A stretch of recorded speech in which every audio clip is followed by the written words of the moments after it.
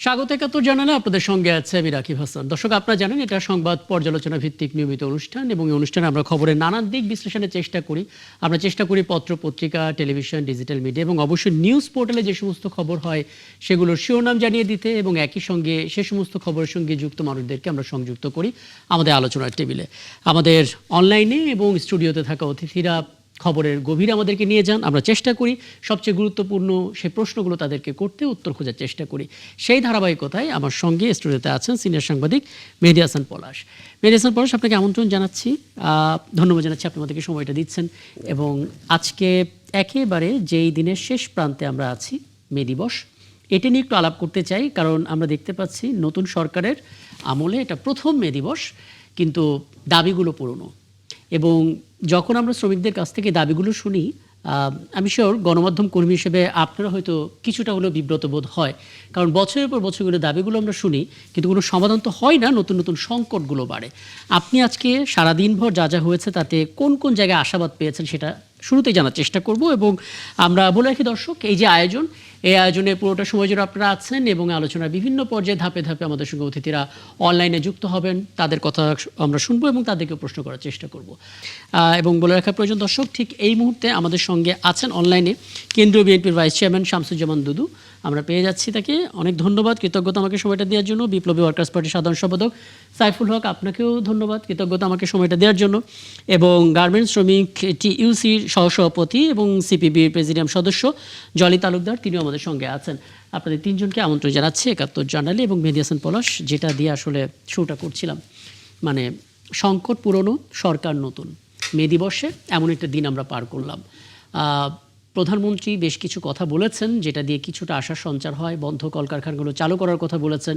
তিনি স্পষ্ট করে বলেছেন শ্রমিকদের যে ভাগ্য, সেই ভাগ্যটা নিয়ে দীর্ঘ সময় ধরে ছিনিমিনি খেলা হয়েছে, নতুন কিছু করার আশাবাদও তিনি দিয়েছেন। আপনি কি কি পর্যবেক্ষণ করলেন মে দিবসে, যেটা নতুন কিছু মনে হয়েছে? ধন্যবাদ আপনাকে এবং ৭১ টেলিভিশনের দর্শকদের যারা দেখছেন, এবং একই সাথে আজ মহান মে দিবসে যারা সারা বিশ্বের শ্রমজীবী মানুষের প্রতি শ্রদ্ধা। আমি, আপনি, আমরাও সেই শ্রেণীরই অন্তর্ভুক্ত। তো আসলে মানে একেবারে শুরু থেকে আজ পর্যন্ত, হয়তো ভবিষ্যতেও শেষ পর্যন্ত, শ্রমিকদের সমস্যা মোটামুটি কিছু ফ্রেমের মধ্যেই থাকে। তার মধ্যে প্রধান সমস্যাটা হলো যে তার ন্যায্য পাওনাটা পাওয়া এবং সঠিক সময়ে পাওয়া, এটা একটা বড় সমস্যা। এরপরে পরিবেশ এবং অন্যান্য যে বিষয়গুলো আছে এগুলো তো আরও থাকে। এই জিনিসটা কিন্তু আমাদের দেশেও খুব প্রবলভাবে, এবং আমরা যারা মিডিয়ায় কাজ করি আমরাও কিন্তু এটা দ্বারা সাফারার, আপনি নিজেই জানেন যে। এবং আমরা এটুকু বলতে চাই, দেখা যাচ্ছে যে এখানে অনেক বড় বড় প্রতিষ্ঠান মিডিয়াতে বিনিয়োগ করছে। তাদের যে সমস্ত মানে অন্যান্য সিস্টার কনসার্ন আছে, অন্যান্য বিজনেস আছে, সে সমস্ত বিজনেসগুলোতে ২৮ তারিখে ২৯ তারিখে বেতন হয়ে যাচ্ছে, কিন্তু তাদের যে আরেকটা প্রতিষ্ঠান গণমাধ্যম আছে, সেই গণমাধ্যমে বেতন হচ্ছে না। তো এটা খুব দুর্ভাগ্যজনক। আমরা মিডিয়ার মানুষ হিসাবে এটা আমাদের জন্য দুর্ভাগ্যজনক। আমরা সাফার করি, এটার সাথে আমরা সবাই পরিচিত, আমরা পরিচিত। আজকে যে জিনিসটা হলো, আজকে প্রধানমন্ত্রী যে কথাগুলো বলেছেন, আমরা প্রধানমন্ত্রীকে গতকালের যে বক্তব্যটা দেখেছি সেখানে তার আন্তরিকতা, তার যে সদিচ্ছা আমরা দেখেছি। আজকে তিনি নিজে বলেছেন, আমি নিজেও শ্রমজীবী সম্প্রদায়ের একজন এবং আমার নামও শ্রমিক হিসাবে আপনারা অন্তর্ভুক্ত করেন। এবং তিনি তার পুরো ক্যাবিনেটকে বলেছেন যে আমরাও শ্রমিক, আমাদের সবাইকে শ্রমিক। আপনারা যেমন মানে হয়তো ভবন গড়ছেন, ব্রিজ গড়ছেন, আমরা দেশ গড়ছি, আমরা সবাই শ্রমিক। তো এই কথাগুলো আসলে শ্রমিকদের মূল্যায়ন করার বা তাদেরকে সম্মান জানানোর একটা অসাধারণ জেস্চার, এবং এই প্রধানমন্ত্রী সেটা দেখাচ্ছেন। কিন্তু এখন উনি বলেছেন যে বন্ধ কলকারখানা খুলে দেয়া। আমরা দেখেছি যে বিএনপি যে সমস্ত মানে নির্বাচনী প্রতিশ্রুতি দিয়েছিল, ২ মাসের মধ্যেই অলমোস্ট সবগুলোই পাইলটিং আকারে বাস্তবায়ন শুরু করেছে। এই জায়গাটায় এখনও হাত দেয়া হয়নি। অলরেডি তিনি বলেছেন যে তিনি একটি উদ্যোগ নিয়েছেন, আগামী দিনে আরও একটা মিটিং হবে, করবে। কিন্তু এখানে কিছু অসুবিধা আছে। যেমন সেই অসুবিধাগুলো সেটা হলো, দেখেন, আপনি যখন বন্ধ কলকারখানা খুলতে যাবেন, এই যে বন্ধ আমাদের এই কলকারখানাগুলো খোলার সাথে কিন্তু আমাদের আবার ওই যে IMF ওয়ার্ল্ড ব্যাংকের ঋণের কিছু ব্যাপার জড়িত। আপনি যখনই এটা নিয়ে কথা বলতে যাবেন তখনই কিন্তু নানা ধরনের শর্তের আরোপের নানা ব্যাপার তৈরি হয়ে যাবে। একদম। এক, দুই হলো এই যে মানে প্রফেসর ইউনূস ক্ষমতায় থেকে যাওয়ার আগে তিনি যে চুক্তি করেছেন সেই চুক্তিতেও কিন্তু এমন কিছু শর্ত আছে যে শর্তগুলো কিন্তু শ্রমিকের স্বার্থ বিরোধিতার কিছু ব্যাপার আছে, সাংঘর্ষিক। এবং একই সাথে সেই জিনিসগুলোকে মেইনটেইন করে আমাদের দেশের কলকারখানা কতটা চলতে পারবে, স্পেশালি তিনি যে মানে আন্তর্জাতিক যে শ্রম আইনের কিছু কিছু জায়গা যে, কারণ এক একটা দেশের তো এক একটি স্ট্যান্ডার্ড থাকে। আমি তো ইউরোপের স্ট্যান্ডার্ডের মতো কারখানা আমার দেশে করা সম্ভব না নানা কারণেই। একদম। এটা কিছু ইয়ে থাকে, স্ট্যান্ডার্ড তো সব জায়গায় থাকে। ডেমোক্রেসির স্ট্যান্ডার্ড যেমন ওখানে একরকম, আমাদের এখানে একরকম। ইউরোপের লিভিং স্ট্যান্ডার্ড, আমাদের লিভিং স্ট্যান্ডার্ড ভিন্ন রকম। তো সেখানে সব কিছুর দিয়ে একটু পার্থক্য থাকে, মানে অর্থাৎ আবহাওয়া, জলবায়ু, ভূপ্রকৃতি, পরিবেশ, তাই না, সব কিছু দিয়ে আমি হয়। আসলে তো সেই জায়গায় এখন প্রধানমন্ত্রী যে কাজটা উনি উদ্যোগ নিয়েছেন, নিশ্চয়ই তিনি আন্তরিকভাবেই উদ্যোগ নিয়েছেন এবং অতীতেও করেছেন। আমরা সেই ভরসার জায়গায় রাখতে চাই, কিন্তু এটা একটা বড় চ্যালেঞ্জ। কিন্তু আমি এই চ্যালেঞ্জগুলো আলাদা করে রেখেছি, আপনার কাছ থেকে শুনবো। তার আগে আমি একটু শ্রমিকদের কাছে শ্রমিকদের যে সংকট সেগুলো আরেকটু স্পষ্ট করে বুঝি। জলি তালুকদার, শুরুতে আপনার কাছে কয়েকটা পয়েন্ট নিয়ে হাজির হতে চাই। প্রথমত, আমরা দেখতে পাচ্ছি প্রতিষ্ঠান বন্ধ হয় কিন্তু কর্মসংস্থান বাড়ে না। আমরা দেখতে পাই উচ্ছেদ অভিযান চলে, বিভিন্ন জায়গায় অবৈধ উচ্ছেদ অভিযান, কিন্তু পুনর্বাসনের গল্পটা তেমন শুনি না। আমরা দেখি যে মূল্যস্ফীতি বাড়ে, পত্রপত্রিকায় রিপোর্ট হয় মানুষের আয়টা বাড়ে না। সবচেয়ে বড় কথা, চাকরির যে বাজার, সেই বাজার ছোট হয়ে আসছে। হয়তো চাকরির জন্য যারা লড়াই করে টিকে থাকতে পারছেন তাদের আবার চাকরির স্থায়িত্ব নেই। মানে আজকের দিনগুলো বিবেচনায় আপনাদের দিক থেকে আসলে কোন কোন সংকটগুলো সবচেয়ে বড় আকার নিয়েছে এবং সমাধান না হওয়ার কারণটাই বা কি দেখেন? আমি আপনাদের মাধ্যমে মহান মে দিবসে শ্রমিক শ্রেণীর সকলকে শুভেচ্ছা জানাই, এবং এখানে একটা খুবই ভালো একটা আলোচনা আপনারা শুরু করেছেন, এবং সেখানে খুবই গুরুত্বপূর্ণ দুইজন জাতীয় নেতা উপস্থিত আছেন, এবং নিশ্চয়ই আমারও কিছু আলোচনা আছে যেগুলো ওনাদের সামনে আমি কিছু উত্থাপন করার সুযোগ পেয়েছি, সেগুলো করবো আর কি। এখন ঘটনা হচ্ছে, আমার প্রথমত মনে হয় মে দিবসটা আসলে ছিনতাই হয়ে গেছে। মে দিবসের মর্ম কথা আজকে ছিনতাই হয়ে গেছে শ্রমিকদের কাছ থেকে, এবং সেটা একটা অনুষ্ঠান সর্বস্ব দিনে পরিণত হয়েছে, বিশেষ করে বাংলাদেশের প্রেক্ষাপটে।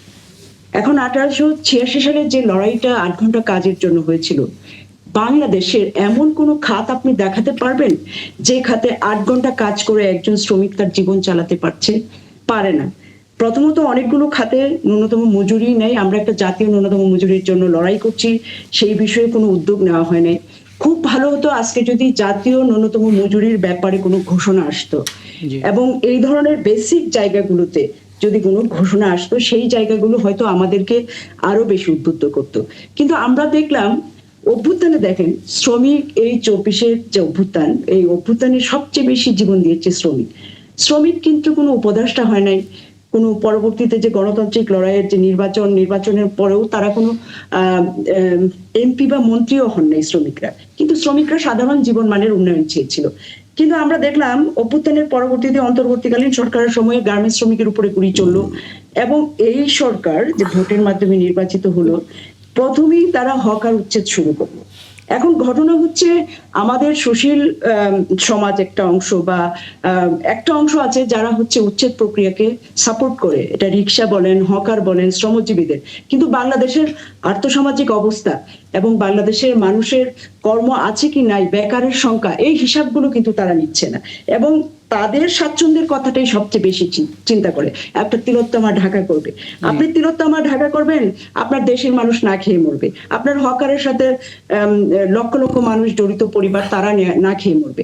যখন এই বিষয়গুলো প্রত্যেকটা সরকার আসার পরে করে, তখন একটু আশাহত হই, কারণ একটা অভ্যুত্থান, একটা বিরাট একটা সময় ধরে 17 বছর একটা লড়াই হয়েছে স্বৈরাচারের বিরুদ্ধে, এবং সেই লড়াইয়ের মধ্য দিয়ে একটা গণঅভ্যুত্থান হয়েছে। গণঅভ্যুত্থানের পরে সঙ্গত কারণেই শ্রমিকরা ভেবেছিল তাদের কিছু অবস্থার পরিবর্তন হবে, কিন্তু পরিবর্তন আসলে শ্রমিকদের হয় না। আচ্ছা, এখানে ছোট করে একটু বলবেন, মানে মে দিবস ছিনতাই হয়ে গেছে, শুরুটা যেটা দিয়ে করলেন, আপনি এর জন্য কাকে দায়ী করবেন? কারা ছিনতাই করেছে আসলে?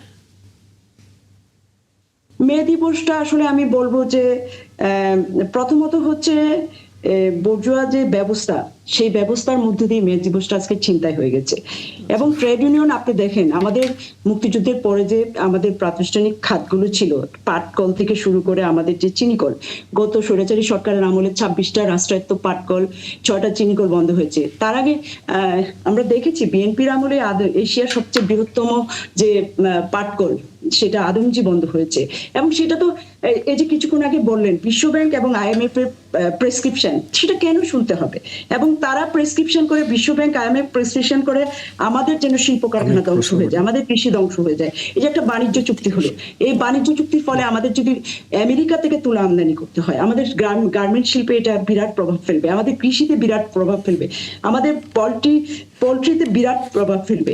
ফলে আমাদের আজকের এই পরিস্থিতিতে আমরা দেখি যে আমাদের এই চিন্তায় হওয়ার ক্ষেত্রে আমাদের এই বর্জুয়া সিস্টেম এবং মালিকদের পকেট ট্রেড ইউনিয়ন, হলুদ ইয়েলো ট্রেড ইউনিয়ন, এইগুলো, এবং ট্রেড ইউনিয়নটাকে একটা বিপ্লবী ধারার রাষ্ট্রায়ত্ত খাতগুলো এদের শ্রমিক ধ্বংস করে, খাত ধ্বংস করে একটা মাফিয়া চক্রের মধ্যে ট্রেড ইউনিয়নকে নিয়ে আসছে। এবং এর মধ্য থেকে হচ্ছে ট্রেড ইউনিয়নকে বের করে একটা বিপ্লবী ধারার এবং শ্রমিকদের স্বার্থ রক্ষা করে এমন একটা ট্রেড ইউনিয়ন মানে চর্চা আমাদের দেশে করা জরুরি।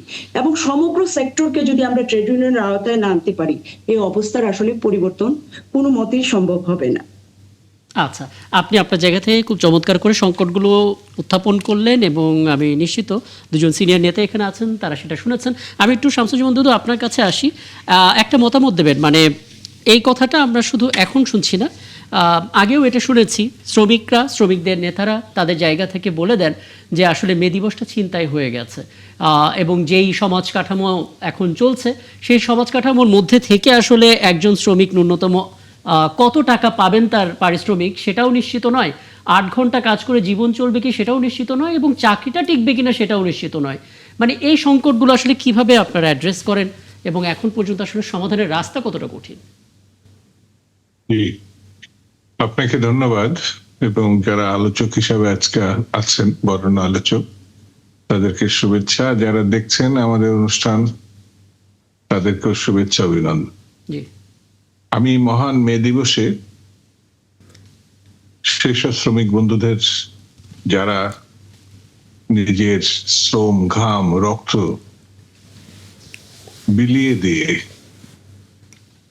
পয়লা মেকে সারা বিশ্বের শ্রমজীবী মানুষের, শুধু না কর্মক্ষম মানুষের না, যারা আসলে পৃথিবীটা, বাংলাদেশটা আমি বলছি না, পৃথিবীটা চাকাটা ঘোরায়, সামনের দিকে নেয়, আমি সেই সব বন্ধুদের প্রতি শ্রদ্ধা জানাচ্ছি, সালাম জানাচ্ছি। আজকে সেই ঐতিহাসিক দিন। ছাত্র জীবনের পর আমি কৃষক আন্দোলনের সঙ্গে যুক্ত ছিলাম। স্বাভাবিক কারণে খেটে খাওয়া মানুষগুলোর সঙ্গে পাশাপাশি আমরা চলেছি। শ্রমিক আন্দোলনের সঙ্গেও সরাসরি যুক্ত না থেকেও সেসব বন্ধু, সংগঠন, ট্রেড ইউনিয়ন, নেতা কর্মীদের সঙ্গে আমি সম্পর্ক রেখে চলতাম। আজকে সেই মহান দেশের একেবারে শেষান্তে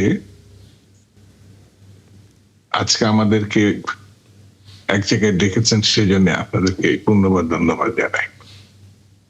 বাংলাদেশের শ্রমিক আন্দোলন সুদীর্ঘ একটি ঐতিহ্যের আন্দোলন। এমনকি বাংলাদেশের কমিউনিস্ট পার্টি না, উপমহাদেশের কমিউনিস্ট পার্টির সঙ্গে যারা যুক্ত ছিলেন, এই মাটি এবং এই অঞ্চলে তাদের জন্ম এবং উপস্থিতি ছিল। কমরেড মুজাফফর ভারতীয় কমিউনিস্ট আন্দোলনে, তিনি এখন প্রয়াত, তার প্রতি আমি সম্মান শ্রদ্ধা জানাই, তিনি আমাদেরই মানুষ ছিলেন। শ্রমিক আন্দোলনের মধ্য দিয়ে মানুষ নিজের কথাটা বলতে চায়, তাদের অভাবের কথা, শ্রমের কথা, পাওনার কথা। স্বাভাবিক কারণেই যারা এটা নিয়ন্ত্রণ করে, অর্থাৎ মাথার উপরে তাকে পুঁজি বিনিয়োগ করে, তাদের সঙ্গে এক ধরনের সংঘাত, বৈরিতা থেকেই যায়। তারপরেও আমাদের বাংলাদেশের এই অঞ্চলে শ্রমিক আন্দোলনের গৌরবোজ্জ্বল একটি ভূমিকা ছিল। আমি আমি আমি ব্যক্তিগতভাবে- আপনার অনুমতি নিয়ে একটু বিরতিতে যাই, বিরতি থেকে ফিরে এসে এখান থেকে আমরা আবার আলাপটা শুরু করব। চাই শামসুজ্জামান দুদু, আপনি বলছিলেন, আপনাকে থামিয়েছিলাম, একটু দ্রুত শেষ করবেন, কারণ আরো অনেক কিছু আপনার কাছে জানতে চাইবার আছে। জি। না, যেটি আমি বলতে চাচ্ছিলাম সেটি হচ্ছে মহান মে দিবসের মধ্য দিয়ে বাংলাদেশ যেভাবে সামনের দিকে এগোচ্ছে বা এগোবে, সেই হিসাবে বর্তমান সরকার, তার প্রধান জনাব তারেক রহমান আজকের জনসভায় কিন্তু স্পষ্ট করে শ্রমিকদের স্বার্থে বর্তমান সরকার যে ভূমিকা নেবেন সেটি নানানভাবে তিনি তুলে ধরেছেন। তিনি নিজেকে শ্রমিকদের একজন প্রতিনিধি হিসাবেও মনে করেন এবং তাদের স্বার্থে কাজ করবেন এবং বন্ধ কলকারখানা তিনি আবার চালু করবেন, এই প্রতিশ্রুতিও কিন্তু আজকে এসেছে। এই সরকার 3 মাসের পা দিয়েছে।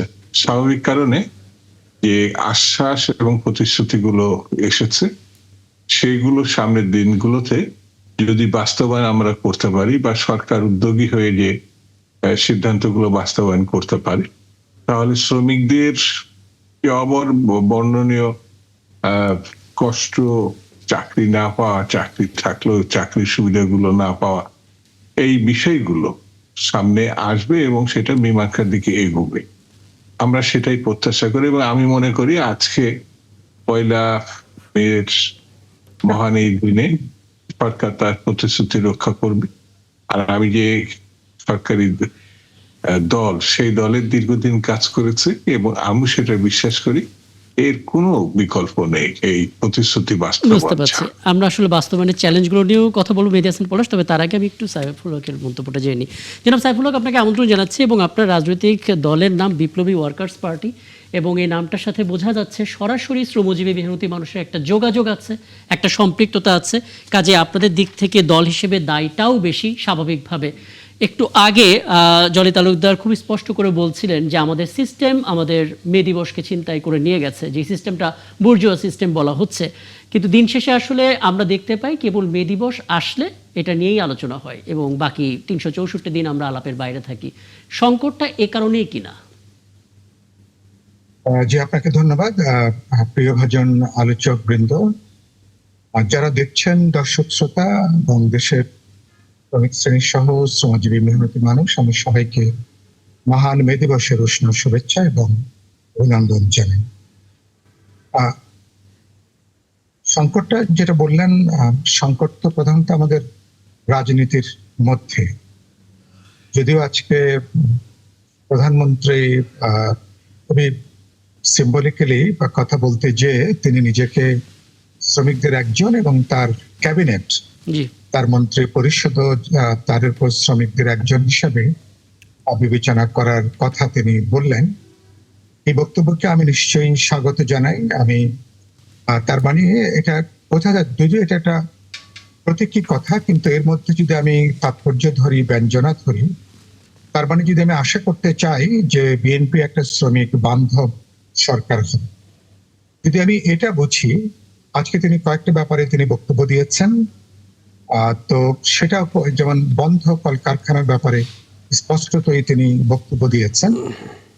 কিন্তু আপনি জানেন যে আমরা গত তত্ত্বাবধায়ক অন্তর্বর্তী সরকারের আমলে গার্মেন্টস সেক্টর সহ গুরুত্বপূর্ণ অনেকগুলো সেক্টরে কয়েক লক্ষ শ্রমিক চাকুরি তারা হারিয়েছিলেন। অনেকগুলো কারখানা বন্ধ হয়ে গিয়েছিল। এর আগে আমাদের পাটকল, চিনিকল থেকে শুরু করে অনেকগুলো গুরুত্বপূর্ণ শিল্প কলকারখানা বন্ধ করে দেওয়া হয়েছিল। এবং বিএনপি যখন এক সময় ক্ষমতায় ছিল, তাদের আমলে, যদি আমার ভুল না হয়, আদমজি পাটকল বন্ধ করে দেওয়া হয়েছিল, এটা আপনারা জানেন। সুতরাং আজকে সরকার যদি বন্ধ কলকারখানা চালু করতে চান, এটাকে আমি স্বাগত জানাই। এবং এটা কিভাবে হবে, কারা এটার উদ্যোগ নেবেন, কোন প্রক্রিয়ায় যাবেন, এবং উদ্যোক্তারা তারা কি, এন্টারপ্রেনাররা তারা কি পুঁজি তারা মোবিলাইজ করবেন, সরকার কিভাবে সহযোগিতা করবেন, এগুলো অনেক বেশি গুরুত্বপূর্ণ প্রশ্ন। যেগুলো ইমিডিয়েটলি বন্ধ হয়েছে সেটা কিভাবে চালু করা যাবে। আর গুরুত্বপূর্ণ হচ্ছে আমাদের যারা চাকুরি হারিয়েছেন, কয়েক লক্ষ শ্রমিক, তাদের এই চাকুরিটা তারা আবার পুনর্বহাল হবেন কিনা, তারা যাবেন কিনা, এগুলো সরকারের একদম অগ্রাধিকারের মধ্যে। আরেকটা হচ্ছে যে মজুরির যেটা প্রশ্ন, যেটা আপনি শুরুতেই উল্লেখ করছিলেন মজুরিটা শ্রমিকদের জন্য সবচেয়ে গুরুত্বপূর্ণ যে প্রশ্ন। আমি আজকে খুশি হতাম প্রধানমন্ত্রী যদি আজকে বলতে পারতেন, যেটা জলি তালুকদার উল্লেখ করলেন, যে তিনি এখানে একটা জাতীয় ন্যূনতম মজুরি ঘোষণা করা হবে, এরকম একটা যদি সময়সূচি তিনি যদি বলতে পারতেন, তাহলে আমি মনে করি শ্রমিকরা আশ্বস্ত হতে পারতো। আমি আশা করতে চাইবো যে নতুন নির্বাচিত সরকার তারা প্রাতিষ্ঠানিক এবং বিশেষ করে অপ্রাতিষ্ঠানিক শ্রমিকদের জন্য যে জাতীয় ন্যূনতম মজুরির যে প্রশ্ন, এটাকে তারা অগ্রাধিকারের মধ্যে নেবেন। সে পর্যন্ত কি হতে পারে, এখানে আপনি জানেন মহার্ঘ ভাতা বলে এখানে একটা বিষয় বহুদিন ধরে আলোচিত। এখনকার বাজারের যে পরিস্থিতি, মূল্যস্ফীতির যে অবস্থাটা, শ্রমিকের আসলে প্রকৃত আয়টা কিন্তু অনেক বেশি কমে যাচ্ছে। সুতরাং মহার্ঘ ভাতা যদি চালু করা যেত, সেটা অত্যন্ত গুরুত্বপূর্ণ।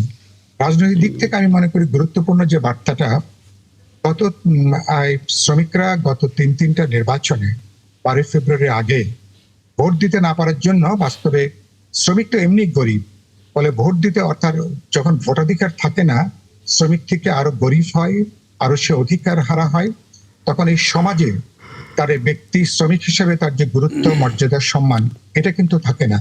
আপনি আমার সঙ্গে একমত হবেন, গত কয়েক দশক ধরে আগেকার শ্রমিক জাতীয় রাজনীতিতে শ্রমিক শ্রেণী, শ্রমজীবী মানুষের যে গুরুত্ব ছিল, ভোটে অধিকার না থাকাতে সেই গুরুত্ব কিন্তু অনেকখানি হারিয়ে গিয়েছিল।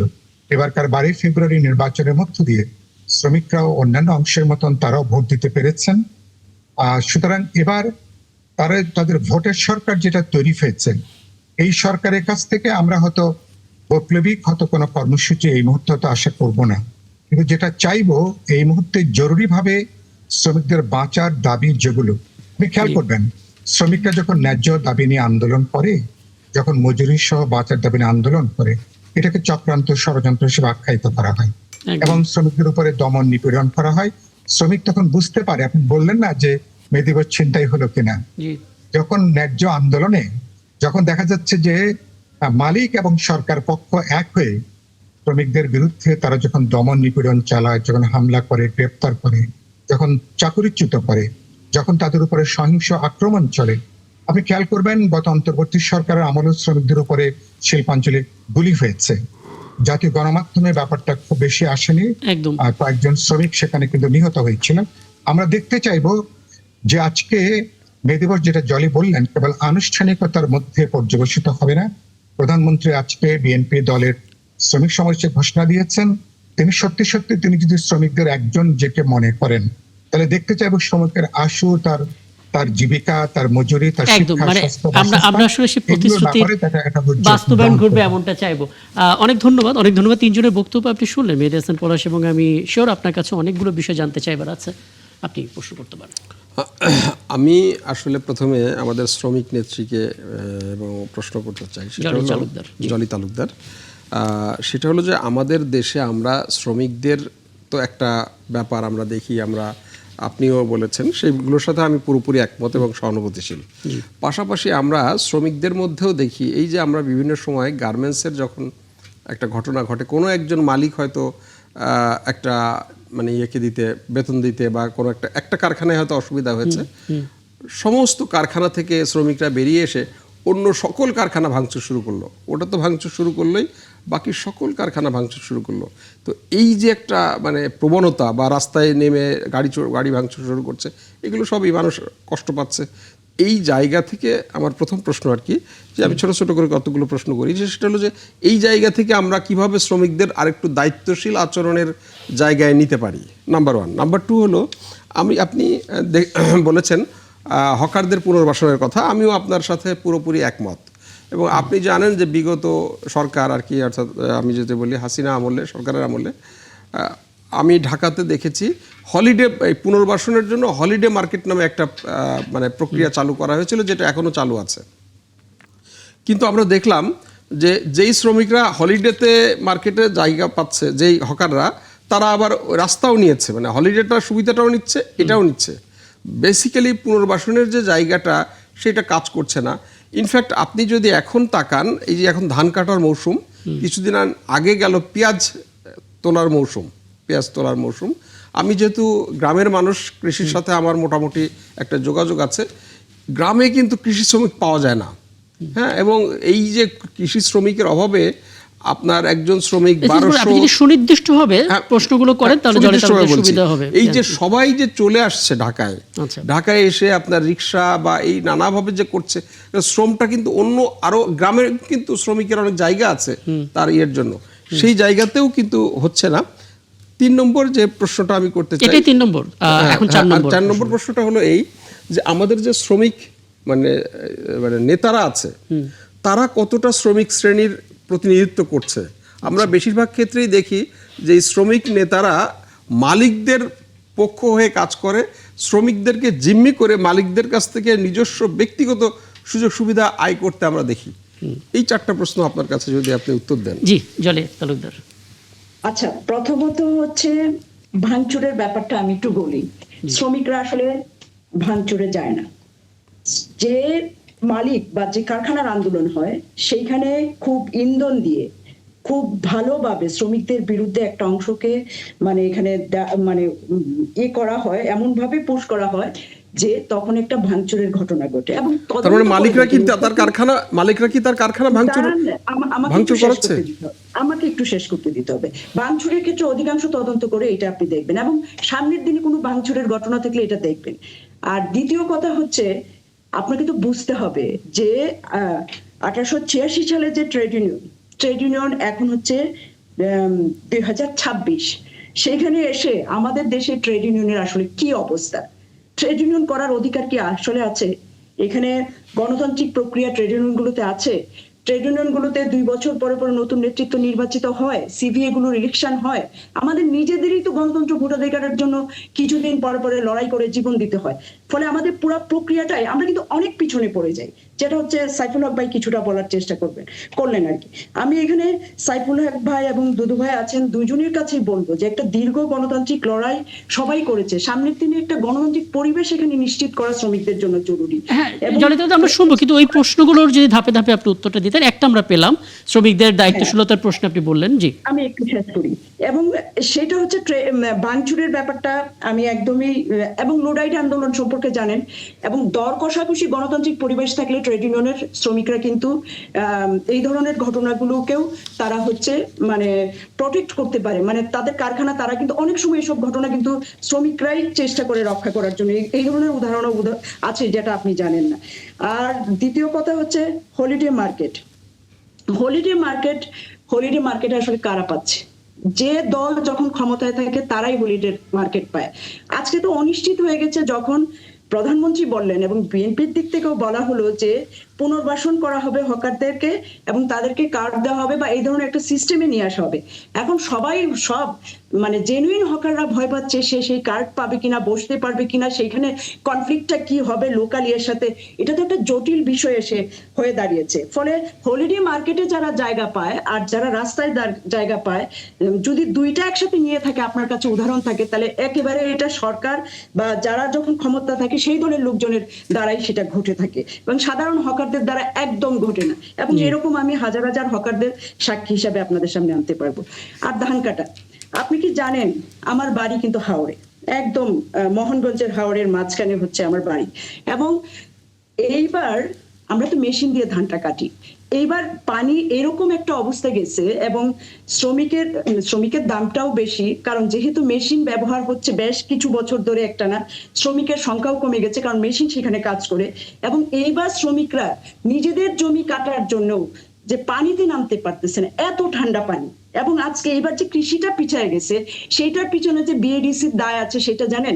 তারা এরকম একটা বীজ দিয়েছে, গতবার যে বীজটা দিয়েছিল সেই বীজের নামই 88 বীজের নামই তারা বীজটা দিয়েছে, কিন্তু সেই বীজটা আসলে হাইব্রিড, ভিতরে ছিল হাইব্রিড, অন্য কিছু ছিল।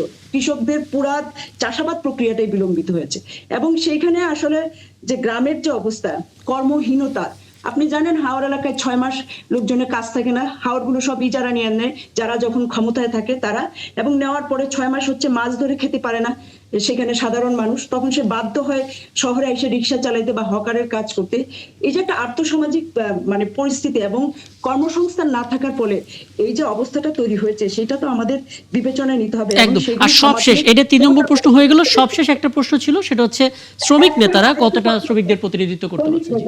এখন আপনি যদি মালিকের পকেটে ট্রেড ইউনিয়নের দায় দায়িত্ব আমাকে দেন, আমি এটা শুরুতেই বলেছি কিভাবে হচ্ছে ট্রেড ইউনিয়ন গুলো একটা মাফিয়া তন্ত্রের মধ্যে চলে আসছে এবং বোর্জুয়া সিস্টেমের ফলে ট্রেড ইউনিয়ন গুলো বিপ্লবী ধারার বিপরীতে হচ্ছে। যে দল, কোনো বোর্জুয়া দল তার স্বার্থ দেখবে, সে শ্রমিকের স্বার্থ দেখবে না, তার স্বার্থেই সে শ্রমিকদের মে দিবসের সবচেয়ে সুন্দর কথাটা বলবে, কিন্তু শ্রমিকের দাবি বাস্তবায়নের ক্ষেত্রে সেই উদ্যোগ সে নিবে না। আজকে অনেককে আমি রাস্তায় দেখেছি, তাদের কখনোই আমি গার্মেন্টস আন্দোলনের সাথে পাইনি, তাদের কখনোই আমি হচ্ছে হকারদের আন্দোলনে, রিক্সার আন্দোলনে, মানে চা শ্রমিক 178 টাকা পায়, কি মানবতার জীবনযাপন চা শ্রমিকরা করছে। এবং এই জায়গাগুলোর অবস্থার পরিবর্তনের জন্য তো কেউ উদ্যোগ নেয় না। এখন যারা হচ্ছে মালিকদের pocket trade union, yellow trade union, বা যারা মাফিয়াতন্ত্র বা বোর্জুয়া দলগুলোর যে ট্রেড ইউনিয়ন যে করাপশন করতেছে, সেইটার সাথে বিপ্লবী দ্বারা ট্রেড ইউনিয়নের তো পার্থক্য আছে, আমাদের ট্রেড ইউনিয়নের পার্থক্য আছে। তবে হ্যাঁ, আমরা এই দুইটার সাথে একই সাথে লড়াই করছি। ইয়েলো ট্রেড ইউনিয়ন, মালিকদের পকেট ট্রেড ইউনিয়ন, বোর্জুয়া সিস্টেমের বিরুদ্ধে লড়াই করছি। এবং আমি স্পষ্টভাবে মনে করি শ্রমিকদের একটা রাজনীতি আছে। শ্রমিক মজুরি দাসত্ব থেকে মুক্তি চায়, শ্রমিক সমাজতন্ত্র চায়, শোষণ থেকে মুক্তি চায়। ফলে শ্রমিকের রাজনীতিটা শ্রমিককে বুঝতে একদম, হবে। আপনি আপনার জায়গা থেকে পরিষ্কার করেছেন। আমি নিশ্চয়ই সময় হলে আবারও ফিরবো আপনার কাছে।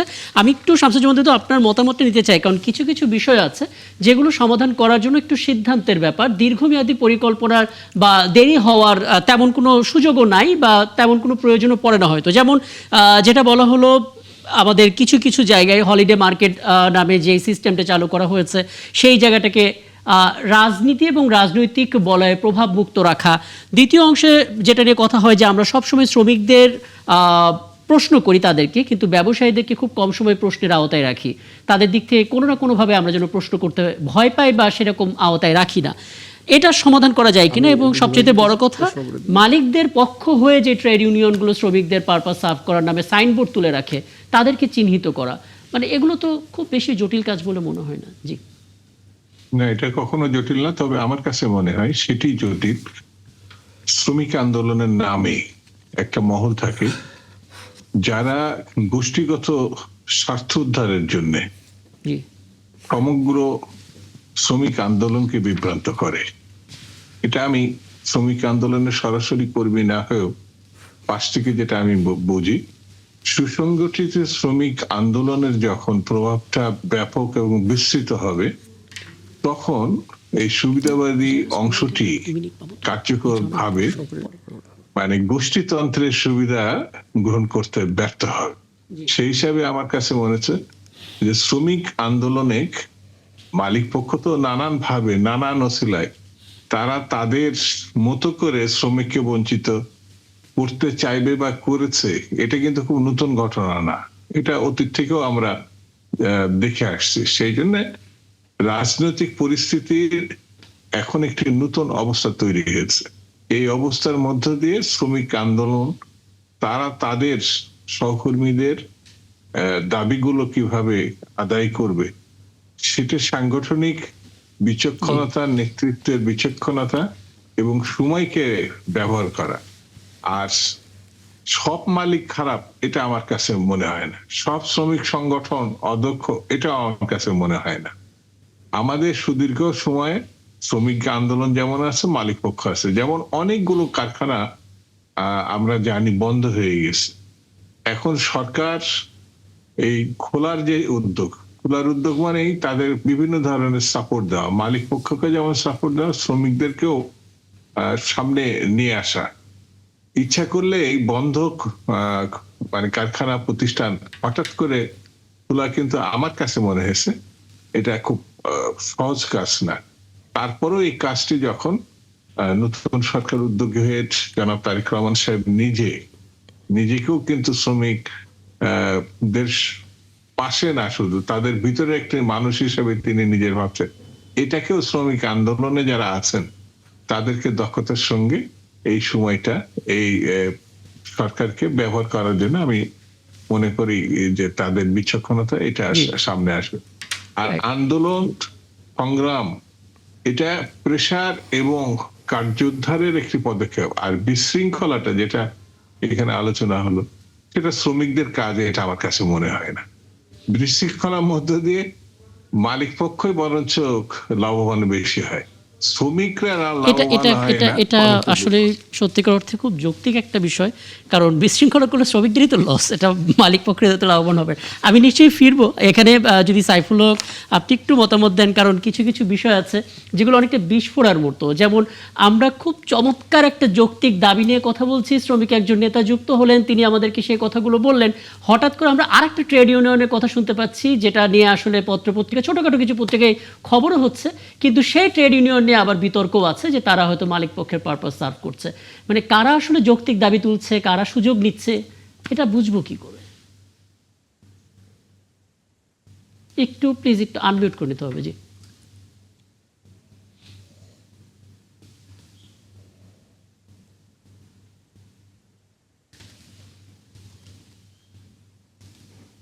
এখনো হয়নি, একটু, হ্যাঁ এবার হয়েছে। জি, আমরা অনেকগুলো আমি একটু মানে অল্প অল্প করে মন্তব্য করি, ছোট ছোট করে। জি, জি, একটা হচ্ছে যে প্রথম বোঝা দরকার যে কোনো সচেতন শ্রমিক তিনি কখনো তার কারখানা ভাঙচুর করতে পারেন না। যে কারখানা তার জীবিকা, তার শ্রম, তার পরিবার চলে, কখনো কখনো পরিস্থিতি এই সুযোগটা একটা কারখানাকে কেন্দ্র করে অনেকগুলো গোষ্ঠী, অনেকগুলো স্বার্থান্বেষী গোষ্ঠী কাজ করে। এটা একটু বিবেচনার মধ্যে, এটা একটু নেওয়া দরকার। জি, আর আমরা আরেকটা যেটা বললেন যে একটা শ্রমিক একটা কারখানায় আন্দোলন হলে অন্যান্য কারখানার শ্রমিকরা যে রাস্তায় নেমে পড়ে, আর এটা একটা শ্রমিকদের একটা সংহতি। মে দিবসের বড় চেতনার জায়গাটা কিন্তু এখানে, জি, একটা শ্রমিকদের সংহতির জায়গাটা। আর এটা যাতে একটা উপযুক্ত ন্যায্যতার মধ্যে থাকে, সেটা হচ্ছে গুরুত্বপূর্ণ। সুতরাং এই ভাঙচুরে যেটা আপনি খুব সঠিকভাবে বললেন, প্রকৃত শ্রমিক বা শ্রমিক স্বার্থ নিয়ে যারা কাজ করেন, কোন ট্রেড ইউনিয়ন যারা প্রকৃতভাবে কাজ করেন, তারা কখনো এখানে ইন্ধন যোগাতে পারেন না, তারা কখনো মদত তারা যোগাতে পারেন না। আমি করোনার সময় মনে আছে সরকার শ্রমিকদের জন্য যে তারা করোনার প্রণোদনা টাকাটা দিয়েছিলেন, খুব কম টাকায় কিন্তু শ্রমিকদের পর্যন্ত পৌঁছেছে। অধিকাংশ ক্ষেত্রে মালিকরা কিন্তু টাকাটা তারাই কিন্তু গ্রহণ করেছে। আমার করোনার সময় আমি এটা খেয়াল করছিলাম। আরেকটা খুব গুরুত্বপূর্ণ কথা, সেটা হলো যে বাস্তবে সংকটের প্রধান কারণটা হলো আমাদের শ্রমিকরা এখন একটা সচেতন রাজনৈতিক শ্রেণী হিসাবে এখনো কিন্তু গড়ে উঠতে পারে। শ্রমিকের যেটা তার যে আদর্শ, তার যে রাজনীতি, তার যে ইথিক্যাল মোরাল জায়গাটা দুর্ভাগ্যজনকভাবে জাতীয় রাজনীতিতে বৈপ্লবিক অথবা বলতে পারেন বিপ্লবী পরিবর্তনকামী রাজনীতির প্রভাবটা, যেহেতু নানা ক্ষেত্রে প্রভাবটা কমেছে, শ্রমিক রাজনীতিতেও কিন্তু তার একটা নেতিবাচক জায়গাটা আছে। এবং যদি আপনি 100টা ট্রেড ইউনিয়ন সংগঠন বলেন, জি, আমি প্রায় বলি এর মধ্যে 80টা 90টা হবে কোনো না কোনো সরকার বা মালিকদের পকেটে তারা থাকে। তারা শ্রমিকদের কথা বলে। এটার তুল্যমূল্য যাচাই করা মানে এটা হচ্ছে শ্রমিকদের অনেক চেতনা না থাকার জন্য। আর মালিকরা এগুলোকে ব্যবহার করে শ্রমিকদেরকে বিভক্ত রাখা, শ্রমিকরা যাতে ঐক্যবদ্ধ হতে না পারে। এবং মালিকদের পকেটেই অধিকাংশ শ্রমিক সংগঠন থাকে, মালিকদের পকেটে। আমি যেটা বলছিলাম, যখনই কোনো আন্দোলন চলে, যখনই কোনো ন্যায্য দাবির আন্দোলন চলে, পুলিশ রাষ্ট্র যখন শ্রমিকদের উপরে হামলে পড়ে, শ্রমিকদের পাশে না দাঁড়িয়ে, তখন বোঝা যায় যে রাষ্ট্র, সরকার এবং মালিক তখন কিন্তু একাকার। এই জায়গাটা যে খুব গুরুত্বপূর্ণ। এবং আজকে আমি যেটা আপনাকে বলছি, ধরুন এবার যে নির্বাচন হলো, এই কথাগুলো আপনি আমাকে 71-এর জার্নালে আমরা বলছি, এই কথাগুলো তো পার্লামেন্টে আলোচনা করবার কথা। একদম, গত প্রায় 2 মাস পার্লামেন্টের অধিবেশন হলো, মজুরির প্রশ্ন, শ্রমিকদের ধরুন মহার্ঘ ভাতার প্রশ্ন, বন্ধ কলকারখানা দুই একজন আলোচনা করেছেন। জি, কোনো একজন সংসদ সদস্য কি এই জরুরি প্রশ্নটা, যে শ্রমিকরা আমার অর্থনীতিকে বাঁচিয়ে রেখেছে, আমার অভ্যন্তরীণ অথবা ইন্টারন্যাশনালি প্রায় 1 কোটি মানুষ যারা মাইগ্রেন্টরা, যারা আমাদের অর্থনীতির পাইপলাইনটা যারা বাঁচিয়ে রেখেছে, তাদের বিষয় নিয়ে পার্লামেন্ট কোনো আলোচনা হয়েছে? আমি ধরুন শিমুল বিশ্বাস বা এই ধরনের 2 একজনের নাম বলা ছাড়া, জি, আমি তো যারা প্রফেশনালি ট্রেড ইউনিয়ন করতেন বা যুক্ত আছেন, এরকম কারোর নাম আমি তো এই মুহূর্তে বলতে পারবো না, যেখানে সত্যি সত্যি অর্গানিক রিলেশনশিপ আছে শ্রমিক আন্দোলন, যারা জেনুইনলি শ্রমিকদের স্বার্থে যারা কাজ করছেন। এবার পার্লামেন্টে কিন্তু এরকম কোনো আমি কিন্তু প্রতিনিধিত্ব দেখছি না। এখন প্রধানমন্ত্রীর সরকার তিনি নিজেই যদি সে দায়িত্বটা যদি গ্রহণ করেন, আমি দেখতে চাইবো বৃক্ষ তোমার নাম কি, ফলে পরিচয়। আমি একদম, প্রথম দেখতে একদম, চাইবো জি। আগামী বাজেটে শ্রমিক বন্ধ কলকারখানার জন্য, নতুন কর্মসংস্থানের জন্য, মজুরির জন্য এবং একটা জাতীয় ন্যূনতম মজুরি স্কেল নির্ধারণ অথবা মহার্ঘ ভাতার ক্ষেত্রে ধরুন মালিক অনেককে ডেকে কিন্তু সরকার প্রধান তিনি কথা বলছেন, আশ্বস্ত করছেন। কেন তিনি মালিকদেরকে ডেকে শ্রমিকদের জরুরি বাঁচার দাবিগুলো, কারণ শ্রমিকের যখন মজুরি বাড়ে এটা এক ধরনের বিনিয়োগের মতো। শ্রমিক যদি সুস্থভাবে যদি কাজ করতে পারে, তার দেহ মন যদি সুস্থ থাকে, তিনি কারখানায় পরের দিন ভালোভাবে তিনি আসতে পারেন। এবং উৎপাদনশীলতার সাথে শ্রমিকের উপযুক্ত মজুরি বাঁচার মতো মজুরি প্রশ্নটা অত্যন্ত গুরুত্বপূর্ণ। এই কথাটা এন্টারপ্রেনাররা তারা কিন্তু বুঝতে চান না। অনেক সময় দেখি বাড়ির ধরুন অনেকগুলো পোষা পাখি বা নানা ধরনের বিষয়ের জন্য তাদের যে মনোযোগ যত্ন, শ্রমিকদের জন্য অনেক উদ্যোক্তাদের সে পরিমাণ যত্ন আগ্রহ মনোযোগের জায়গাটা আমরা কিন্তু দেখতে পাই না। একদম, দেখতে পাই না কেন? একদম, জি। মনে করেন এরা চলে গেলে তো স্ট্যান্ডিং অনেকগুলো শ্রমিক আছেন যারা আবার কাজ পাওয়ার জন্য যারা তাকিয়ে আছেন। একটা সামগ্রিক নীতি কৌশল যদি সরকার যদি প্রণয়ন করতে পারেন, আমি দাবি করতে চাই আপনার অনুষ্ঠানের মাধ্যমে একটা শ্রম কমিশন তারা একটা রিপোর্ট দিয়েছেন শ্রম আইনের ব্যাপারে, কিন্তু সামগ্রিকভাবে শ্রমিকদের ব্যাপারে সরকার যদি উচ্চ ক্ষমতা সম্পন্ন যদি একটা কমিশন গঠন করতে পারেন, কিভাবে একটা শ্রমিক বান্ধব সরকার কিভাবে আগামী 6 মাস 1 বছরে বাংলাদেশের শ্রমিক কোনো বৈপ্লবিক পরিবর্তন না হোক, ন্যূনতম উৎপাদনশীলতা বজায় রাখার জন্য শ্রমিকের ন্যূনতম একটা ডিসেন্ট লাইফ, একটা মানবিক গণতান্ত্রিক অধিকার নিয়ে শ্রমিক কিভাবে বাঁচ করতে পারে, যদি করতে পারেন হয়তো এটা গুরুত্বপূর্ণ পদক্ষেপ। একদম, একদম। অনেক ধন্যবাদ আপনাদেরকে, কারণ আমরা আসলে আজও এবছর আসলে সেই পুরনো সংকটগুলো নিয়ে কথা বললাম, কিন্তু একটা নতুন আশাবাদ যে নতুন সরকার, নতুন প্রতিশ্রুতি, এবং দেখা যাক সময়ের সাথে সাথে সেটার কতটুকু বাস্তবায়ন হয়। আপনাদের তিনজনের প্রতি কৃতজ্ঞতা আমাকে সময়টা দেওয়ার জন্য। নিশ্চয়ই সামনে কোনো আয়োজন আবার কথা হবে। দর্শক, মেহেদী হাসান পলাশ, আমরা আসলে একটা নতুন ইতিহাসের কথা শুনতে পাচ্ছি ভারতের বিধানসভা নির্বাচনে। এই অর্থে যে 1971 সালের পর তাদের ওই দেশটিতে এই প্রদেশে সর্বোচ্চ সংখ্যক ভোট পড়েছে এবং সর্বোচ্চ সংখ্যক প্রতিযোগিতা হচ্ছে, বিশেষ করে তৃণমূল এবং বিজেপির মধ্যে। এবং নানা রকমের ন্যারেটিভ এখানে আছে। বিজেপি আসলে খুব চৌকসভাবে একটা ভোটার তালিকা তৈরি করেছে, মুসলিমদেরকে পুশব্যাক করার চেষ্টা করেছে, ওদিকে মমতা বন্দ্যোপাধ্যায়কে বাংলাদেশি বলে খোঁচাও দেওয়া হয়েছে। সব কিছু মিলে আসলে বুথ ফেরত জরিপ যে ইঙ্গিত দিচ্ছে তাতে কোনো ডিসিশন আসা যাচ্ছে না। আপনার কি মনে হয়? দেখুন, আমি যেহেতু আন্তর্জাতিক বিষয় নিয়ে, যেমন ভূ রাজনীতি নিয়ে আমি খুব সবসময় খুব সচেতনভাবে পর্যবেক্ষণ করি। স্বাভাবিকভাবে আমার সীমান্তের চারপাশটা তো আমি পর্যবেক্ষণ করি। বুথ ফেরত জরিপে যেই মানে মানে ফলাফলটা আমি দেখেছি, এবং সেখানে মোটামুটি বিজেপিকে বেশিরভাগ জায়গাতেই বেশিরভাগ আউটলেটগুলো বিজেপিকে জিতিয়ে দিয়েছে। আমি ব্যক্তিগতভাবে এটাকে একদমই মনে করি না। আমি মনে করি এটা আসলে গদি মিডিয়ার একটা জিনিস। আমাদের এখানেও আমরা এরকম দেখেছিলাম বিভিন্ন সময় হাসিনার আমলে। বাট আমি একেবারেই মনে করি না যে পশ্চিমবঙ্গে বিজেপি বা মোদি ক্ষমতায় আসছে। আচ্ছা, এখন পর্যন্ত পশ্চিমবঙ্গ তৃণমূলের আন্ডারে থাকবে এবং আরও বেশ কিছু বছর, 5-7 বছর এই নিয়ে কোনো, কারণ একটা জিনিস হলো, আপনি কি পশ্চিমবঙ্গের যে ডেমোগ্রাফিটা আছে সেখানে প্রায় 30% মানুষ মুসলিম। এই 30% লোক মুসলিম, এই ভোটটা কিন্তু মোটামুটি মমতার একটা রিজার্ভ ভোট অলমোস্ট। এর বাইরে পশ্চিমবঙ্গের যে মানে উচ্চবর্ণের যে ব্রাহ্মণরা আছে তারাও কিন্তু এই বিজেপিকে পছন্দ করছে না। তার একটা বড় কারণ হলো এই যে পশ্চিমবঙ্গ, এই যে মানে অর্থাৎ পশ্চিমবঙ্গের যে ব্যবসা অর্থনীতি, এই সবগুলো মারোয়ারিদের নিয়ন্ত্রণে চলে যাচ্ছে, আচ্ছা, হিন্দিভাষীদের নিয়ন্ত্রণে চলে যাচ্ছে। ফলে ওখানকার যে উচ্চবর্ণের যে শ্রেণীরা আছে তারা কিন্তু মানে ক্ষমতা হারিয়ে ফেলছে, ফলে তারাও পারছে না। এবং আরও একটা খুব ইন্টারেস্টিং বিষয়, আপনি যদি শুভেন্দু অধিকারী, বিজেপির যিনি পশ্চিমবঙ্গের নেতা, প্রতিটা বক্তব্য ওনার সাম্প্রতিক সময় অনেক উস্কানিমূলক। ওনার যে বক্তব্যটা আপনি দেখেন, আমার মনে হয় যে উনি আসলে মমতার প্রক্সি হিসেবে কাজ করছেন। মানে মমতার ইলেকশনটা উনি এমনভাবে কথা বলেন যাতে মমতার জনপ্রিয়তাটা বাড়ে এবং মমতার ভোটটা আসলে শুভেন্দু অধিকারী নিজেই করে দেন। তিনি শুভেন্দু অধিকারী একসময় তৃণমূল রাজনীতি করতেন, পরে বিজেপিতে এসছেন। তিনি তৃণমূলের গুরুত্বপূর্ণ নেতা ছিলেন।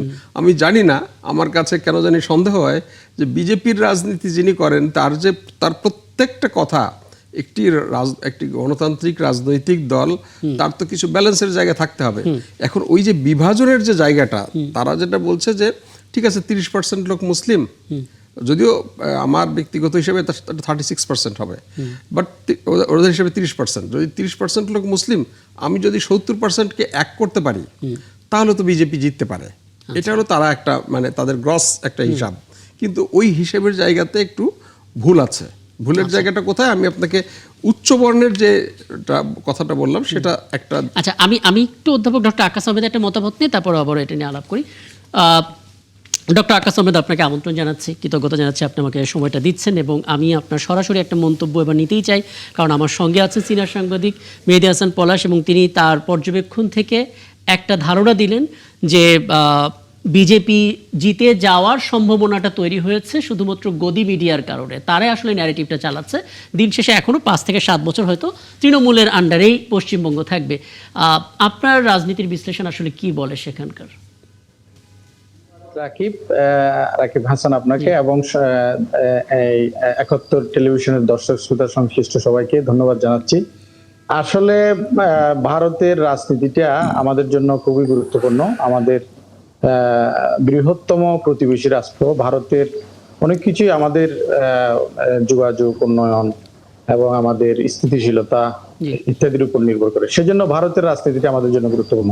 তা এখন যে কথাটা হচ্ছে যে পশ্চিমবঙ্গের যে বিধানসভা নির্বাচন, সেই বিধানসভা নির্বাচনে এটা ঠিকই বলেছেন আপনি যে আসলে আমরা দেখি যে 1998 ইংরেজিতে যখন তৃণমূল কংগ্রেস প্রতিষ্ঠিত হয় মমতা ব্যানার্জির নেতৃত্বে, তখন থেকে কিন্তু এটা 2011 সাল থেকেই পশ্চিমবঙ্গের নেতৃত্ব দিয়ে আসছে। এখানে একটা বিষয় খুবই গুরুত্বপূর্ণ, সেটা হচ্ছে কি বাঙালি জাতিসত্তা এবং বাঙালির ইতিহাস, ঐতিহ্য, সংস্কৃতি, তাদের যে একটি নিজস্বতা, সেটা কিন্তু তৃণমূল কংগ্রেসই আমি মনে করি যে ধারণ করেন এবং লালন করেন। এবং তৃণমূল কংগ্রেসই পশ্চিমবঙ্গের জন্য সবচেয়ে গুরুত্বপূর্ণ এবং দেশপ্রেমিক একটি রাজনৈতিক দল। কিন্তু এখানে বিষয়টা হচ্ছে বিজেপি তো একটি কেন্দ্রীয় রাজনৈতিক দল, প্রভাবশালী রাজনৈতিক দল, হিন্দুত্ববাদী রাজনৈতিক দল। তারা একটি প্রভাব বিস্তার করার চেষ্টা করতেছে এবং ইলেকশন ম্যানিপুলেশন করার চেষ্টা করতেছে, বিশেষ করে মিডিয়া।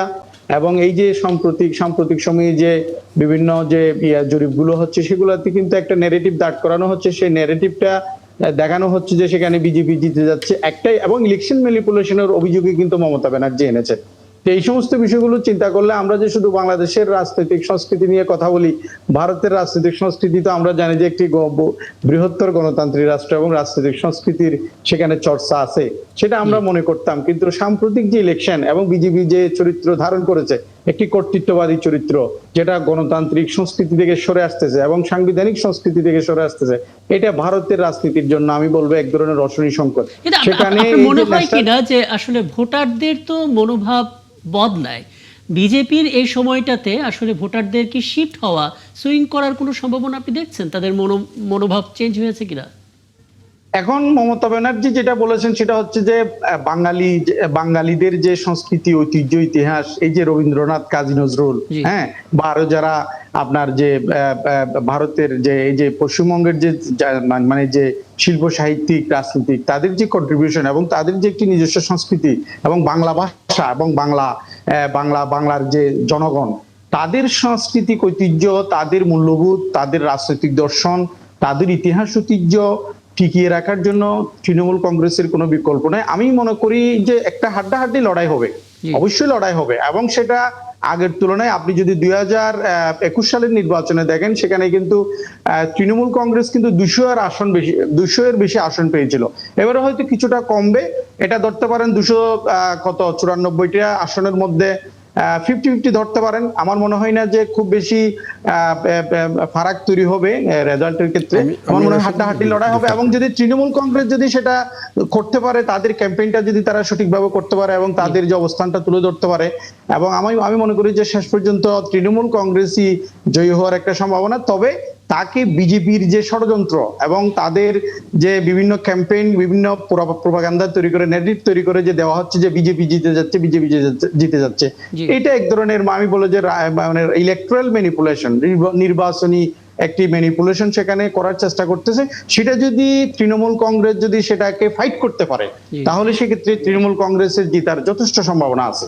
একদম, আপনি 1 মিনিটের মধ্যে। আচ্ছা দেখেন, এইটার সাথে আমি একটু দ্বিমত করি, কারণ এটা যদি হতো তাহলে এই যে পশ্চিমবঙ্গকে উত্তর এবং দক্ষিণের যে ভাগ করার যে এটা বিজেপি করছে এবং উত্তরে একটা কেন্দ্রশাসিত নতুন একটা রাষ্ট্র ব্যবস্থার যে পরিকল্পনা হচ্ছে, এইটা হতো না। Number one. নাম্বার সংক্ষেপে কতগুলো অনেকগুলো ইনফরমেশন আছে, বাট আমি দিয়ে রাখি দর্শকদের জন্য, কারণ এগুলো খুব এক্সক্লুসিভ। 2 নম্বর হলো, যদি কখনো, এবং হয়তো একটা সময় বিজেপি আসতেও পারে, যদি বিজেপি ক্ষমতায় আসে তাহলে কিন্তু যেটা হবে, আমাদের এইখানে আজকে যে রোহিঙ্গারা আমাদেরকে নিতে হয়েছে, হ্যাঁ, আপনি দেখেছেন হেমন্ত বিশ্ব শর্মা আসামের যিনি মুখ্যমন্ত্রী, তিনি সর্বশেষ কি বলেছেন, কিভাবে আমাদের এখানে ঢুকিয়ে দিচ্ছেন সেগুলো নিয়ে বলেছে। আমরা ওই বিতর্কে আলোচনায় যাচ্ছি না, যেহেতু সময় আপনার খুব কম। আমাদের কি কিন্তু এই যে বিপুল পরিমাণ বাংলাভাষী মুসলিমদের নেয়ার জন্য আমাদের প্রস্তুত থাকতে হবে। আমরা বলছি বন্ধু, আমাদের স্লোগান কি, যদি বন্ধু হও হাতটা বাড়াও, এটাই তো বন্ধুত্বের স্লোগান। কিন্তু ওনারা কি বলছেন, আমি কুমির ছেড়ে দেব, আমি সাপ ছেড়ে দেবো সীমান্তে, তাই না? এটা বন্ধুত্বের লক্ষণ না। কুমির ছেড়ে দিয়ে, সাপ ছেড়ে দিয়ে আপনি বন্ধুত্ব, আপনি হাত বাড়াবেন, আপনি কুমির বাড়িয়ে দিচ্ছেন, আপনি সাপ বাড়িয়ে দিচ্ছেন। This is not fact. তো কাজেই সেই জায়গা থেকে আমি শুধু এই কথাটা বলে শেষ করি। জেনারেল ওয়াকার একটা কথা বলেছেন, আমাদের সেনাপ্রধান, যে যদি মানে বাংলাদেশের এয়ার সক্ষমতা এবং প্রতিরক্ষা সক্ষমতা থাকতো, তাহলে রোহিঙ্গা সমস্যার সমাধান সৃষ্টি হতো না এবং আমরা মিয়ানমার রোহিঙ্গাদেরকে ফেরত নিত। আমাদের এখন অতি দ্রুত দরকার বাংলাদেশের প্রতিরক্ষা সক্ষমতা বৃদ্ধি করা।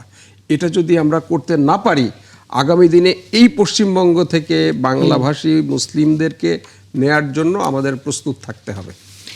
অনেক ধন্যবাদ। বেশ ভালো মতামত দিলেন অধ্যাপক ডক্টর আকাশ আহমেদ, আপনি আমাদের সঙ্গে থাকবেন। অধ্যাপক ডক্টর আকাশ আহমেদ, বেশ কিছু খবর আন্তর্জাতিক অঙ্গনে ইরান ইস্যুতে জড়ো হয়েছে, তার ভিতরে বোধহয় একটাও সুখবর নেই। সবশেষ ইরান যে প্রস্তাবটা দিয়েছে তাতেও অসন্তোষ জানিয়েছেন ট্রাম্প। এমনকি ডেমোক্রেটদের আনা যে প্রস্তাব, যেখানে বলা হচ্ছে মার্কিন সেনাদেরকে ইরান থেকে সরিয়ে নিতে হবে, মানে ইরান যুদ্ধে নিয়োজিতদের থেকে সরিয়ে নিতে হবে, সেটাও নাকচ করে দেওয়া হয়েছে। পাকিস্তানের মাধ্যমে ইরান একটা প্রস্তাব সাবমিট করার চেষ্টা করেছিল, সেটাও মোটামুটিভাবে বাদ দেওয়া হলো। অন্যদিকে যুক্তরাষ্ট্র নতুন পরিকল্পনা করছে, এমন খবরও পাওয়া যাচ্ছে। যুদ্ধ কোন দিকে যাচ্ছে? ধন্যবাদ রাকিব আপনাকে এবং সংশ্লিষ্ট সবাইকে। আসলে যুদ্ধ তো মার্কিন যুক্তরাষ্ট্র এখন এখানে একটা বিষয় গুরুত্বপূর্ণ, সেটা হচ্ছে যে এটা আসলে যতটা না মার্কিন যুক্তরাষ্ট্রের যুদ্ধ, তার চেয়ে বেশি ইসরায়েলের যুদ্ধ। আপনি দেখবেন যে অলরেডি সংযুক্ত আরব আমিরাতে ইসরায়েল তার প্রতিরক্ষা ব্যবস্থা প্রতিস্থাপন করেছে ইরানি আক্রমণ থেকে রক্ষা করার জন্য। কারণ এখানে যে বিষয়টা হচ্ছে, মার্কিন যুক্তরাষ্ট্র যেটা করতেছে বা করতে চাচ্ছে, সেটা হচ্ছে কি একটি সাংঘাতিক রকম চাপ সৃষ্টি করা ইরানের উপরে, যাতে ইরান দ্রুত সময়ের মধ্যে একটি চুক্তিতে আসে। আসলে চুক্তিতে আনার জন্যই কিন্তু ইরানের উপর চাপ প্রয়োগ হচ্ছে। তবে হ্যাঁ, এটাও হতে পারে যে আক্রমণ হতেও পারে, এটারও একটা সম্ভাবনা তৈরি হয়েছে। তবে মনস্তাত্ত্বিকভাবে ইরানকে চাপ সৃষ্টি করা এবং ইরান যাতে মার্কিন যুক্তরাষ্ট্রের যে পরিকল্পনা বা যে চুক্তি, সেটাতে নিয়ে আসার জন্য। এখানে আরেকটা বিষয় গুরুত্বপূর্ণ, সেটা হচ্ছে কি, আমি এটা আপনার সাথে আগেও শেয়ার করেছিলাম, এখানে আরেকটি কথা বলি। এখানে পরমাণু অস্ত্রের, নিউক্লিয়ার উইপন্সের যে ব্যাপারটা, সেটা হচ্ছে যে শুধুমাত্র লোক দেখানো, সেটা হচ্ছে কি মানে ডিজিউর, মানে এটা হচ্ছে যে তাত্ত্বিক কথাবার্তা, কিন্তু প্রেক্ষাপটটা হচ্ছে ভিন্ন। সে প্রেক্ষাপটটা হচ্ছে কি খনিজ সম্পদ, বিশেষ করে ইরানের খনিজ সম্পদকে নিয়ন্ত্রণে নেওয়া, পাশাপাশি মিডল ইস্টের গালফ স্টেটভুক্ত যে ফারস্য উপসাগরের রাষ্ট্রগুলোর যে প্রচুর পরিমাণ খনিজ সম্পদ, তেল এবং গ্যাস, সেটার উপর পূর্ণ নিয়ন্ত্রণ প্রতিষ্ঠা করা, এটাই কিন্তু তাদের মূল উদ্দেশ্য। এখানে পরমাণু অস্ত্র কিন্তু মৌলিক বিষয় না। মৌলিক বিষয় হচ্ছে খনিজ সম্পদের উপর নিয়ন্ত্রণ প্রতিষ্ঠা করা এবং যেগুলো আছে সেগুলোকে কন্টিনিউ করা। সেটার জন্যই কিন্তু ইরানের উপরে এই সমস্ত প্রোপাগান্ডা এবং ইস্যু আনা হচ্ছে। বিষয়টা হচ্ছে এরকম, যখন ওই যে দ্বিতীয় বিশ্বযুদ্ধের সময় হিটলার যখন কাউকে প্রতিপক্ষ মনে করতেন, তখন কিন্তু তিনি একটা মিথ্যা ফলস নেগেটিভ তৈরি করতেন এবং সেটাকে ইস্যু দেখিয়ে তাদেরকে পানিশমেন্ট দিতেন অথবা হত্যা করতেন অথবা জেলে নিয়ে যেতেন। এই ধরনের ঠিক ইরানের ক্ষেত্রেও একটা ফলস নেগেটিভ তৈরি করে এর নিউক্লিয়ার উইপন্স, আপনি পরবর্তী আগের যে মার্কিন যুক্তরাষ্ট্রের যে প্রশাসন, সেখানে কিন্তু আপনি দেখবেন না যে প্রশাসন বলেন, আপনি একেবারে যথার্থ বলেছেন। কারণ আমরা কিছুদিন আগে খোদ মার্কিন সিনেটর লিন্ডসে গ্রাহামের একটা ইন্টারভিউ দেখছিলাম এবং তিনি সরাসরি বলে দিয়েছেন যে যদি আমরা ইরান যুদ্ধে জয়ী হতে পারি তাহলে আমরা প্রচুর অর্থ আয় করতে পারবো, এবং তিনি ইঙ্গিত দিয়েছিলেন যে বিশ্বের 36% তেল যেখানে মজুদ আছে সেই অংশীদারিত্ব আমরা পেতে যাচ্ছি। এটা একটা সুখবর বটে, তার দিক থেকে তিনি বলছিলেন। আমি আপনার কাছে দুটো চাপের কথা জানতে চাই। প্রথমত বলা হচ্ছে যুদ্ধ বিরতি বা এরকম একটা শান্তি চুক্তির অবস্থায় পৌঁছাতে হবে, মধ্যপ্রাচ্যের দেশগুলোর দিক থেকে একটা প্রেশার আছে। আবার অনেকে বলছে এটা আসলে ইরানের একক সিদ্ধান্ত না, কারণ ইরানের পেছনে আসলে চীন কিংবা রাশিয়ার একটা ইয়েস কার্ডের প্রয়োজন। অর্থাৎ তারা যদি সম্মতি দেয় তাহলে ইরান হয়তো সেই চুক্তিতে স্বাক্ষর করতে পারে। আমরা কি এতে বিশ্বাস করব? আমি এখানে ধন্যবাদ আপনাকে। এখানে একটা বিষয় গুরুত্বপূর্ণ, সেটা হচ্ছে কি মার্কিন যুক্তরাষ্ট্র অলরেডি তারা $25 বিলিয়ন খরচ করেছে, এবং এটা যদি দীর্ঘমেয়াদী যুদ্ধ হয় তখন সেটা কিন্তু বিলিয়ন না, সেটা ট্রিলিয়নে চলে যাবে। মানে ধরেন 6 মাস, 1 বছর, 2 বছর, 4 বছর, 5 বছর যদি তারা গ্রাউন্ড ইনভেশনে যায়, সেখানে কিন্তু মার্কিন যুক্তরাষ্ট্র জিততে পারবে না। এবং মার্কিন যুক্তরাষ্ট্রের এই ধরনের কোনো পরিকল্পনা নাই যে তারা গ্রাউন্ড ইনভেশনে যাবে। এবং তারা হচ্ছে যে তারা যেটা চাচ্ছে সেটা হচ্ছে কি স্বল্প সময়ের মধ্যে, 1 সপ্তাহ কিংবা মাসখানিকের মধ্যে তারা দ্রুততম সময়ের মধ্যে যুদ্ধটা শেষ করবে, এবং তারা একটা ন্যারেটিভ তৈরি করবে যে হ্যাঁ আমরা যুদ্ধে জয় হয়েছি এবং আমাদের পরিকল্পনা বাস্তবায়ন হয়েছে, সেজন্য আমরা এখন আমাদের যে সৈন্য সামন্ত, আমাদের নৌবাহিনী, বিমান বাহিনী আমরা উইথড্র করেছি এবং যুদ্ধ সমাপ্ত, এবং একতরফাভাবে তারা যুদ্ধবিরতি ঘোষণা করতে পারে। সেটা আরেকটা হচ্ছে যদি মার্কিন যুক্তরাষ্ট্র যদি সেখানে ফার্দার যদি এসকেলেট করে যুদ্ধ যদি তারা পুনরায় শুরু করে, সেক্ষেত্রে ইরান যেটা করবে সেটা হচ্ছে ইরান তার যে পূর্ণ শক্তি নিয়ে কিন্তু ইরান আক্রমণ করবে।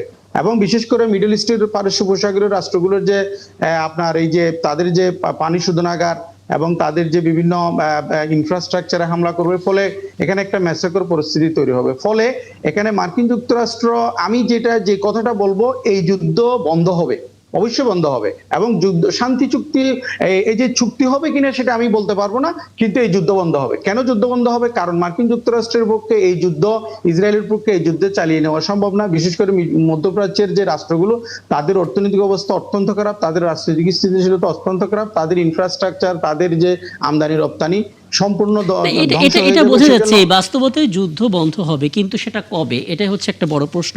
মেডিসিন পরশ, আপনি যদি কিছু জানতে চান। না, আমি এখানে একটু কথা বলতে চাই। সেটা হলো যে দেখেন, আমি এই যুদ্ধটাতে আপনি যেটা প্রশ্নটা করছিলেন ওনাকে, আমি নিজে একটা সিরিজ লিখছি যে আমেরিকা চায়নার বিরুদ্ধে লড়ছে, ইরান বলির পাঠা। বেসিক্যালি আমি যুদ্ধটাকে এইভাবে দেখার চেষ্টা করছি। এই বিশ্লেষণ এখানে করার আপনার যে সময় আছে তার মধ্যে নাই। ছোট করে বলবেন, কারণ আপনার কথা বিপরীতে আমি আবার একটু এখানে তো এই যে আজকে দেখেন যে আমি সর্বশেষ যেটা ফ্রান্স বলেছে যে তারা হরমুজ প্রণালী ওপেন করার জন্য হয়তো একটা শক্তি প্রয়োগের পরিকল্পনা করছে। এর আগে আমরা ব্রিটেনের প্রধানমন্ত্রীকে বলতে শুনেছিলাম, তিনি বলেছিলেন যে তারা বহুদেশীয় একটা বাহিনী তৈরি করছে যাদের দিয়ে বাইফোর্স হরমুজ প্রণালী খুলতে যাবে। আমি মনে করছি যে ওই পরিকল্পনারই একটা অংশ ফ্রান্সের মাখো যেটা বলেছেন সেটার একটা অংশ। কাজে এই জিনিসটা আসলে কি পর্যায়ে ফর্মুলেট করবে সেটা কিন্তু যুদ্ধের একটা পরিণতির দিকে যাবে। আমার কাছে মনে হয় যে ট্রাম্প কিন্তু শুরুতেই চেয়েছিলেন যে তার সহযোগীরা তার পাশে এসে দাঁড়াক, তিনি কিন্তু পান নাই। তিনি হয়তো অপেক্ষা করছেন সহযোগীদের আনার জন্য, তিনি হয়তো নতুন অস্ত্র ইনস্টলেশনের চেষ্টা করছেন, যেটা আমরা মিডিয়ায় দেখতে পাচ্ছি। ইরানও যে বসে আছে তা তো না, ইরানও কিন্তু নতুন অস্ত্র ইনস্টলেশন করছে, নতুন আনছে। আমরা প্রতিদিনই চায়না থেকে বিপুল পরিমাণ সমস্যার আসতে দেখছি, সেগুলো একটা ব্যাপার যাচ্ছে। দ্বিতীয়ত দেখেন যে কোথায় এই যে আমেরিকাকে কেন এই অবরোধ আরেকটা করতে হলো। ইরান তো হরমুজ প্রণালী অবরোধ করেছে, বাট আমেরিকাকে কেন করতে হলো? সেটা হলো ইরান একটা খুব দারুণ কার্ড খেলেছিল। সে ইউরোপের সাথে একটা চুক্তিতে একটা আলোচনা শুরু করেছিল ব্যাকডোরে, যে আমেরিকা আমাকে স্যাংশন দিয়েছে, তোমরা এটা ফলো করছো, বাট তোমরা যদি এই স্যাংশনটা তুলে নাও তাহলে আমি হরমুজ প্রণালী দিয়ে তোমার জাহাজটা বের করে দেব। হ্যাঁ, আমি একেবারে শেষ মুহূর্ত চলছে তো, এক মিনিট লাস্টে আমি একটু অধ্যাপক ডক্টর আকাশ আমাদের সবশেষ মন্তব্যটা নিয়ে আলাপটা শেষ করব। সেটা হচ্ছে যে যুদ্ধবিরতি বা যুদ্ধ শেষ হওয়ার সময়ের দাবি, কিন্তু অনেকগুলো জটিলতা এখানে আছে। প্রথমত, খোদ আমেরিকার প্রতি আসলে ইরানের কোনো বিশ্বাস নেই, কারণ যুদ্ধ বিরতি নিয়ে আলোচনার মাঝখানেই কিন্তু এই হামলাটা শুরু হয়েছে, কাজে সেই জায়গা থেকে বিশ্বাস তখনই শেষ হয়ে গেছে। অন্যদিকে ইসরায়েলের ভূমিকাও প্রশ্নবিদ্ধ, এবং অন্যান্য দেশগুলো আসলে চাপ দিচ্ছে। কিভাবে আসলে যুদ্ধ বন্ধটা হবে, ছোট করে? ধন্যবাদ। যুদ্ধটা আপনি দেখুন, আমরা যদি গত বছরের যদি ভারত পাকিস্তান যুদ্ধ দেখি, তখন কিন্তু আপনি ভারত কিন্তু অনেক বড় রাষ্ট্র, 150 কোটি মানুষের দেশ, এবং ভৌগোলিকভাবে পাকিস্তানের 4-5 গুণ বড়, এবং তাদের পার ক্যাপিটা ইনকাম বলেন, সব দিক থেকে ভারত অনেক অনেক দূরে গিয়ে, কিন্তু পাকিস্তানের সাথে কিন্তু শেষ পর্যন্ত তাদের চুক্তিতে আসতে হয়েছে।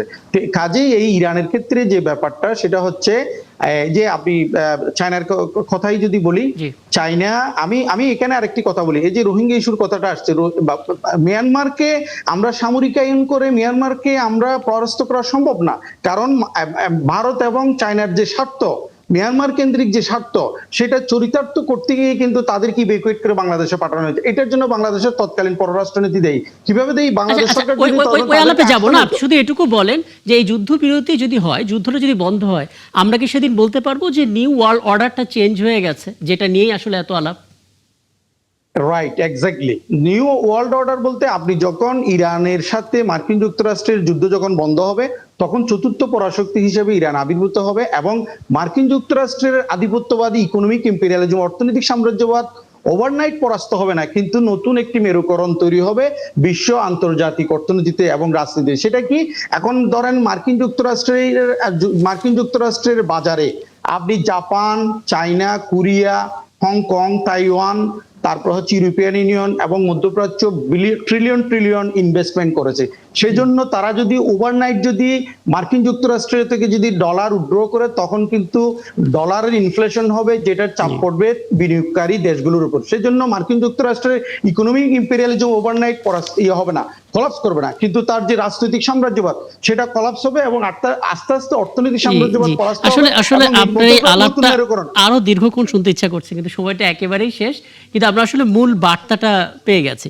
আপনাকে অনেক ধন্যবাদ আমাকে সময়টা দেওয়ার জন্য, এবং মেহেদী হাসান পলাশ আপনাকে ধন্যবাদ, এটা দীর্ঘ সময় আপনি আমাদের সঙ্গে ছিলেন। এবং দর্শক আপনাদেরকে ধন্যবাদ সাথে থাকার জন্য। আগামীকাল নতুন ইস্যু নিয়ে কথা হবে ৭১ জানালে। থাকবেন ৭১ সাথে।